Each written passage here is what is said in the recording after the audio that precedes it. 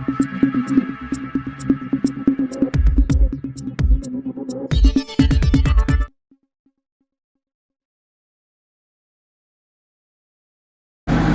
જિલ્લાના બાબરા તાલુકાના ત્રંબોડા ગામની પાસે આવેલા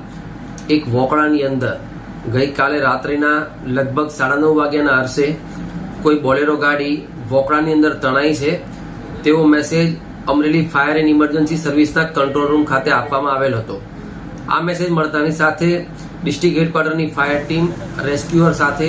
તાત્કાલિક ધોરણે ઘટના સ્થળ પર પહોંચી હતી અને આશરે 3 થી 4 કલાકની ભારે જહેમત બાદ સમગ્ર એરિયાની અંદર શોધખોળ કરી અને ગાડીના ચાલક ડ્રાઈવરની શોધખોળ તપાસ કરી અને એકની ડેડ બોડી રિકવર કરી અને પોલીસ વિભાગને સુપરત કરવામાં આવેલી હતી।